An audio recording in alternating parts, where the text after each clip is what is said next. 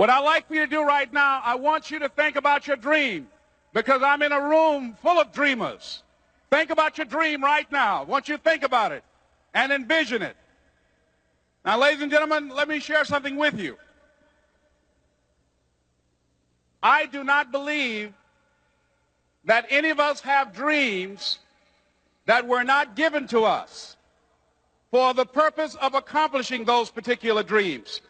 And I want to share something with you that has changed my life. I started out, as was indicated by Jack. It's very humble beginnings. I don't know what that dream is that you have. I don't care how far-fetched it might appear to be. I don't care how disappointing it might have been as you've been working toward that dream. But here's what I know, that that dream that you're holding in your mind, that it's possible. Let's say that together, please. Say, it's possible. See, sometimes we can't say, I can do that. But what we can say, that it's possible that I can have my dream as we run toward it, as we work on it day in and day out. No one, ladies and gentlemen, could have convinced me when I started out just over 6 years ago working on my dream. And I want you to think about whatever your dream is, because I was willing to take a chance. And most people won't do that.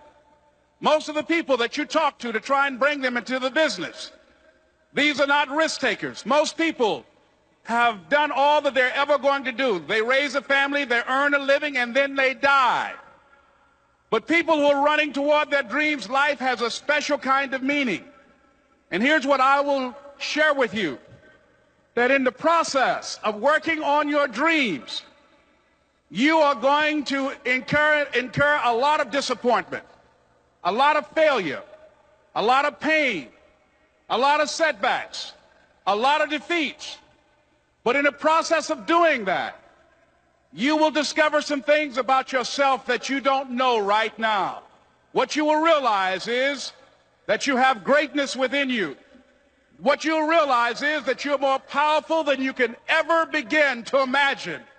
What you will realize is that you're greater than your circumstances, that you don't have to go through life being a victim. As Jack indicated, I was born in Miami, Florida, in an area called Liberty City, in an abandoned building on a hard linoleum floor with my twin brother. We were 6 weeks of age. We were adopted. When I was in 5th grade, I was identified as EMR, labeled educable, mentally retarded, put back from the 5th grade into the 4th grade, and stayed in that category until I got out of high school. I don't have any college training, but I met a high school teacher who one day changed my life. I was waiting on another student, and when he came in, he said to me, young man, go to the board and write what I'm about to tell you. And I said, I can't do that, sir. He said, why not? I said, I'm not one of your students. He said, it doesn't matter. Follow my directions now. I said, I can't do that, sir. He said, why not? I said, because I'm educable, mentally retarded. And he came from behind his desk and he looked at me. He said, don't ever say that again. Someone's opinion of you does not have to become your reality.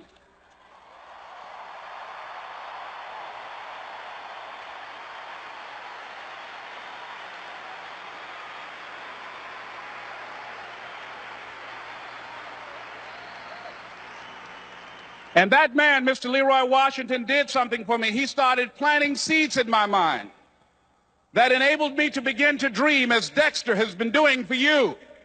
And ladies and gentlemen, I started working on my dream. And most people don't work on their dreams. Why? For many years I didn't. One is because of fear. The fear of failure. What if things don't work out? And the fear of success. What if they do and I can't handle it? The other thing is that most people, ladies and gentlemen, they get comfortable.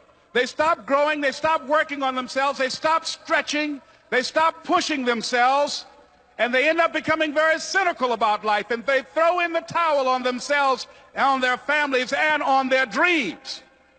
And the other thing is that most people don't feel worthy.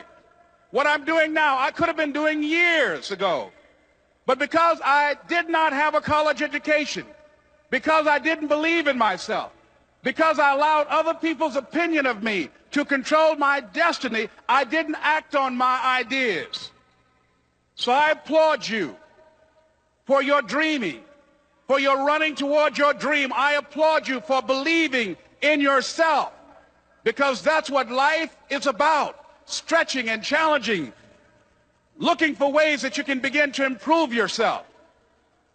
And ladies and gentlemen, as a result of stretching out, of acting on my dream, and I don't know what that dream is for you, I can tell you that it's possible. No one could have convinced me that after just over 6 years, I will have my own book entitled Live Your Dreams. Just over 6 years, I will have 5 specials on public television. Just over 6 years, I've done motivational speaking for AT&T, Procter & Gamble, McDonald's Corporation, Xerox, IBM. Just over 6 years. I will now have my own talk show that will premiere on Monday, Labor Day. I'm saying to you, your dream is possible. Your dream is possible. But not only is it important that you believe and begin to know that it's possible for you to live your dream as you run toward it, but I've done something that I want to share with you called Choosing Your Future. In fact, I've developed a set of tapes talking about how to begin to create your own reality by choosing your future. And not only is it important for you to know it's possible for you to choose your future, but it's necessary that you work on yourself, that you develop yourself. It's necessary that you get the energy drainers out of your life, people who don't want anything. It's necessary to know that everybody won't see it, that everybody won't join you, that everybody won't have the vision. It's necessary to know that a lot of people like to complain, but they don't want to do anything about their situation, that you are an uncommon breed. You know, you have to know within yourself that I can do this. Even if no one else sees it for me, I must see it for myself. That's necessary. It's also, ladies and gentlemen, necessary that you be creative when you're working on your ideas, that you understand the importance of changing up, of readjusting your strategies. Many times we can have a great idea, but if you're not advancing it in the right way and things don't happen, you become discouraged and think the idea doesn't work. No, that's not true. It's necessary that we become creative. I remember when I was in New York walking down the street, and a guy approached me and said, "Hey, mister, can I shine your shoes?" And I said, "No, I'm in a hurry. I don't have time." I kept walking. Someone else said, "Hey, man, your shoes look clutty. May I shine your shoes?" I said, "No, I don't have time. I'm sorry, I'm busy." And I was walking fast, and many people solicited me for my business. And then finally, a young man stepped in front of me, and he said, "Excuse me." And he started counting, 97, 98, 99, 100. He said, "Sir?" I said, "Yes." He said, "Come here, please." I said, "What is it?" He said, "Today is my birthday. And every year, just to thank God for another year of life, the 100th person who passes my shoe shine stand, I offer them a free shoe shine. Would you give me the honors?" I said, "Why, sure."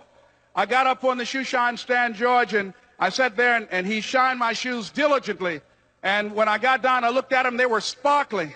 And I was walking away, and I said, "Thank you." And I stopped. I said, "Excuse me, but how much do you usually charge?" He said, "Only $2. I said, "I tell you what, today's your birthday. Here's $5. Keep the change." He said, "Thank you." As I was walking away, looking in the opposite direction at other people coming, he started counting again. 97, 98, 99, 100.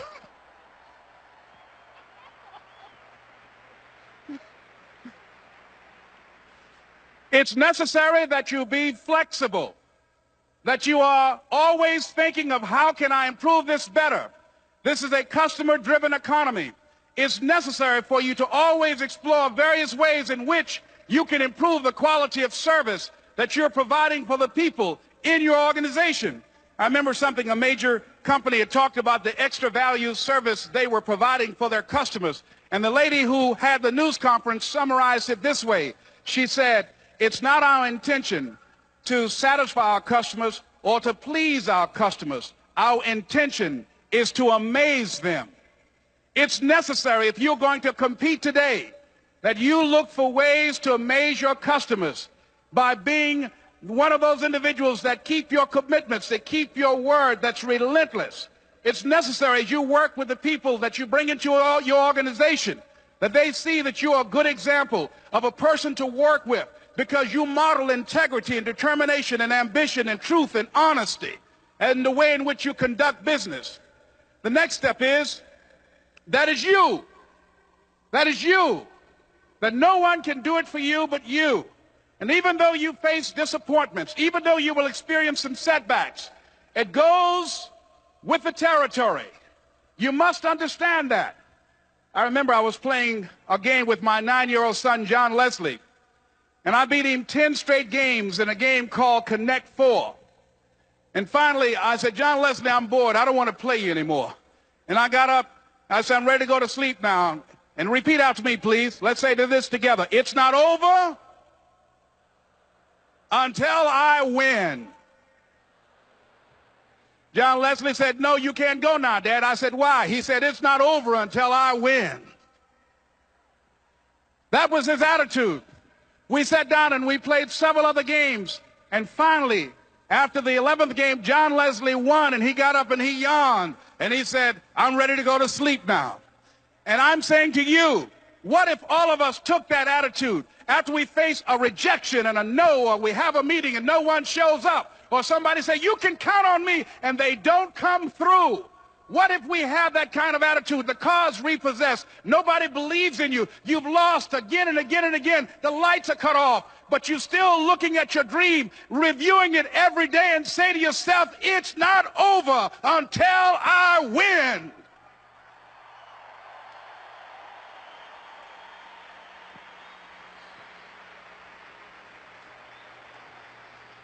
Life will yield to you. Now here's the next step. Repeat after me, please. It's possible. I can live my dream. It's necessary. I work on myself. Surround myself with winners. Become creative. It's me.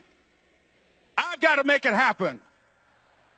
It's not over until I win.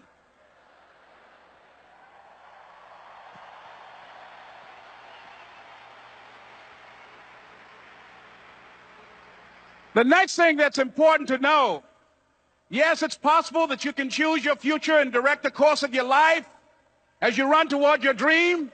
It's necessary that you have goals, that you write those goals down, that you plan, that you think constantly of how you can begin to improve what it is that you're doing. If it's your presentations, if it's your recruiting skills, whatever that is, it's also necessary that you look for ways to always find a way to pull it out when everybody else thinks that you are defeated. That you've got to take personal responsibility to know that in order to become successful, you've got to make it your personal business to do it. But the next thing, ladies and gentlemen, I want to share with you that some of you already know that it's hard. It's not easy. It's hard changing your life. It was hard when just over 3 years ago, in the Penobscot building in Detroit, Michigan, where I was operating my business, and I fell on some hard times, and I was sleeping in my office. It was hard coming into the lobby, and the security said, excuse me, Mr. Brown, can we see you for a moment? And I said, yes, and I walked up to the counter, and he gave me an envelope. And he said, would you mind reading it here? And I opened the envelope, and the envelope was from management that said, this is an office tower. It's not a hotel. Please do not sleep in your office. And I said, excuse me, sir. I said, I just work long hours in creating my business. I'm an entrepreneur. And right now, things are bad for me. But they're not going to be this way always. And I just asked for the opportunity to continue to operate like I'm doing. I'm not trying to make this my home. And it was hard coming through the lobby. And sometimes they would laugh. There's a guy talking about becoming successful. And look at him. He's bathing in the bathroom upstairs on the 21st floor. He sleeps on the floor. Him and 2 other dreamers up there. Look at him. It was hard, ladies and gentlemen, coming to speak to people. And I was facing financial difficulties in my own life. I was behind on my bills and my dreams, and I'm saying to them, you can live your dream. It was hard, ladies and gentlemen. It was very difficult to pick myself up each day believing that I could do it. There were times that I doubted myself. I said, God, why is this happening to me? I'm just trying to take care of my children and my mother. I'm not trying to steal or rob from anybody. Why did this have to happen to me? It was very hard. And here's what I want to say to you. For those of you that have experienced some hardships, don't give up on your dream. No one could have convinced me by holding on, by continuing to push forward, by continuing to run toward my dream, that one day I would have my own talk show. It's a long shot, ladies and gentlemen, from Liberty City, an abandoned building on a floor, never knowing my mother or father. It's a long shot. Being here with you today in this dome in Atlanta, it's a long shot. No college training, labeled educable, mentally retarded, but I kept running toward my dream.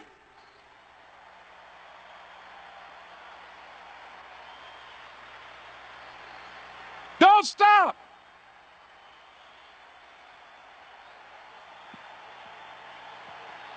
Don't stop.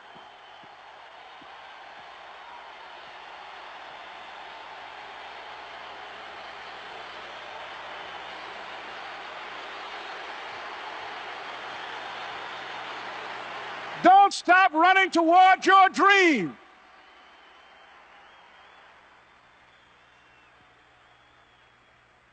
It's very important as you hold on to that dream.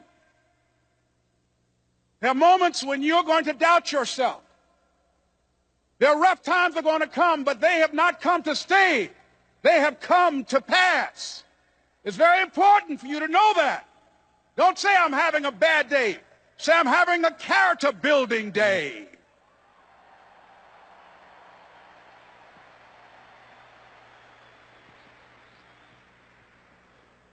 It's very important for you to believe that you are the one to make this happen. I remember this high school teacher, Mr. Leroy Washington, at the end of school one June, it was just a few days before we were supposed to leave, and I just got my report card, and it indicated that I'd failed history, and I'd failed English, and I would have to go to summer school. And I was feeling within myself that I was a failure, that I'm slower than most people in getting paperwork, and I was feeling down on myself and very negative. And Mr. Washington was giving a speech to the graduating seniors, and I was in 11th grade. And even though I wasn't supposed to be in there, I went in there because the speech he was giving, that speech was for me.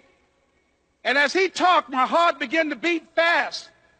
Tears began to run by my eyes, and I was in the back just listening to him because he said, and he was a very dramatic man. I still talk to him to this day.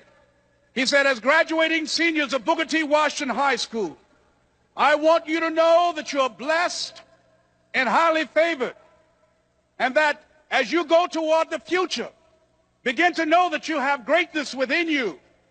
And if just one of you here begin to envision yourselves as being blessed and highly favored to reach your goals, if just one of you capture the essence of what that means, that you have greatness within you and a responsibility to manifest that greatness, that you can make your parents proud, you can make your school proud, you can touch millions of people's lives, and the world will never be the same again because you came this way.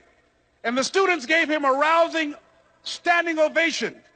And as he left the auditorium, I ran down the steps and I caught him in the parking lot. I said, Mr. Washington? He said, yes. I said, do you remember me, sir? He said, no. I said, my name is Leslie Brown. My mother, she works in the cafeteria here. I'm one of the twins, Leslie and Wesley. I said, Mr. Washington, but you know, I got these big dreams. I like talking to people. I love people.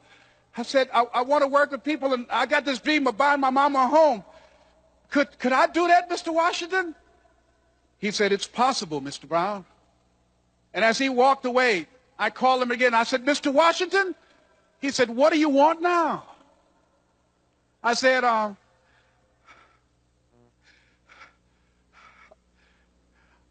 the one, sir. I said, I'm the one. You remember me, sir. I'm Miss Mamie Brown's boy. I'm the one. I'm the one.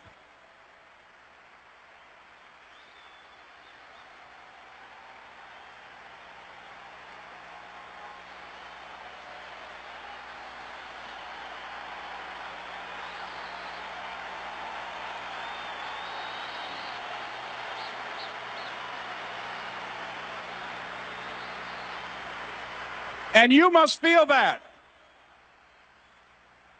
that's why you're here, because you are the one. And I remember when PBS first played one of my specials called You Deserve, one Sunday afternoon in Miami, Florida. I had some friends call him to tell him to tune in.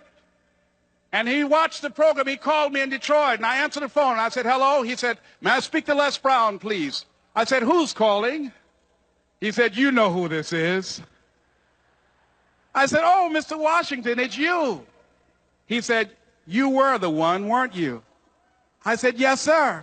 He said, and you were so crazy. I said, I know, but I'm rich now.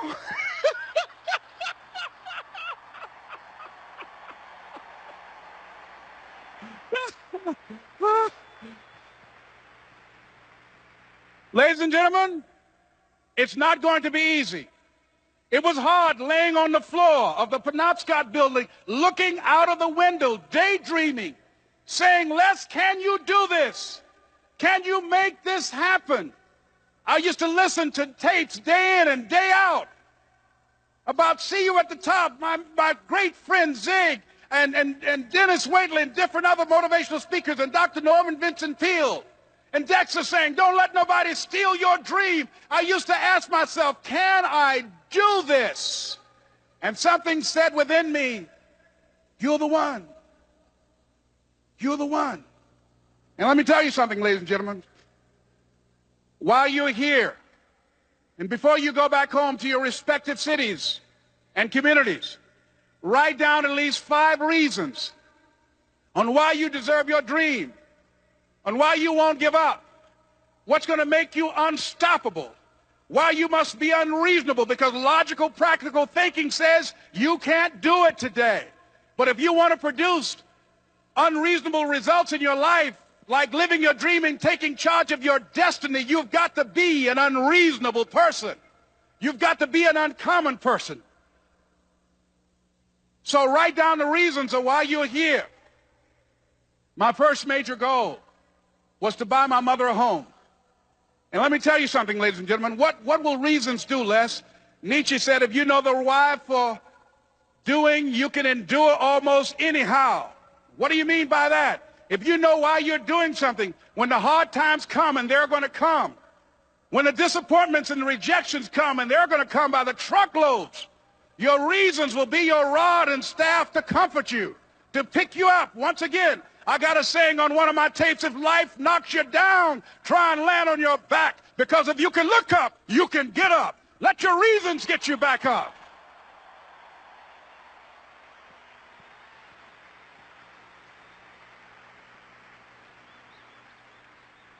I remember when I bought the home for my mother, and she came out of the car. When I opened the door, I said, Mom, I think I know these people in this house.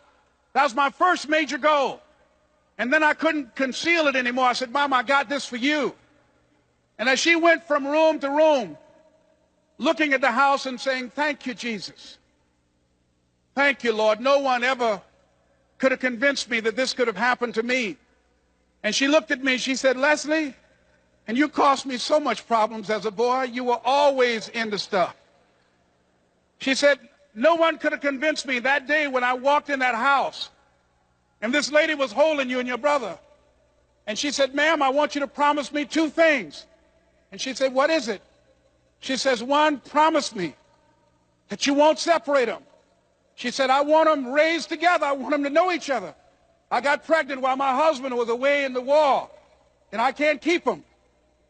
Promise me that you won't separate them. She said, I promise I won't. I've never had children. I promise I won't separate them. And she said, promise me that you'll never tell them about who I am, because if my husband ever found out, he would kill me. She said, I promise.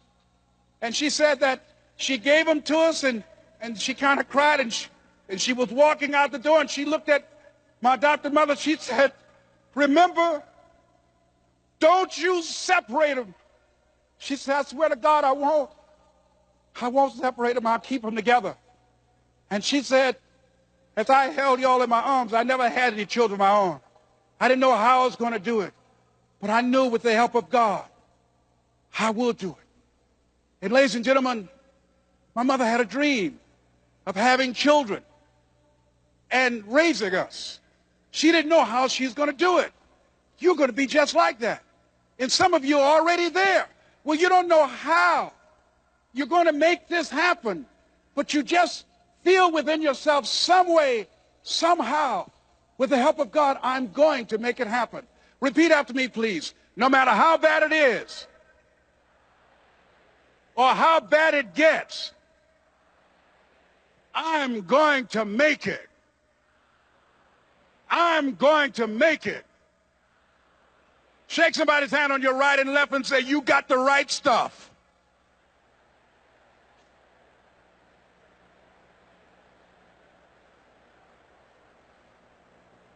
So, yes, it's possible for you to live your dream. It's necessary that you associate with winners, that you work your system, that you are relentless, that you never give up. It's you. You've got to take personal responsibility. You've got to make it your personal business to make it happen. And you've got to resolve within yourself that I can do this, that it's hard. But you've got to say, I'm the one. I'm the one to make this happen. I'm the one to become successful in this business. As you work to help other people to become successful, that feeds your success.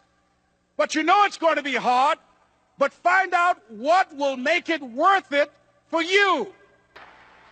So, ladies and gentlemen, if you want to make your dream become reality, the people that are running at their dreams know that it's possible that you can live your dream, that it's necessary, that you're relentless, that you have a plan of action, that you are creative. The people that are living their dream are finding winners to attach themselves to. The people that are living their dreams are the people that know that if it's going to happen, it's up to them. And they're resolving within themselves, it's not over until I win.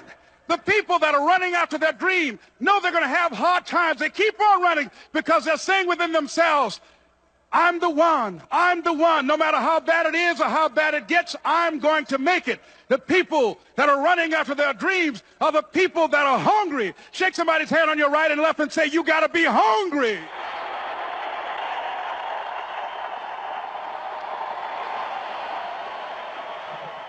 And as you run toward your dream, I want to dedicate this to you that I love very much. I want to thank Dexter and all of you.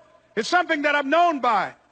It's on our tapes called Choosing Your Future, and it says simply this, that if you want a thing bad enough to go out and fight for it, to work day and night for it, to give up your time, your peace, and your sleep for it, if all that you dream and scheme is about it, and life seems useless and worthless without it, and if you gladly sweat for it and fret for it and plan for it and lose all your terror of the opposition for it, and if you simply go after that thing that you want with all of your capacity, strength and sagacity, faith, hope and confidence, and stern pertinacity, if neither cold poverty, famish or gulf, sickness or pain or body and brain can keep you away from the thing that you want, if dogged and grim you besiege and beset it, with the help of God you'll get it. This is Mrs. Mamie Brown's baby boy, Leslie Calvin Brown, saying it's been a plumb pleasing pleasure as well as a privilege. Thank you.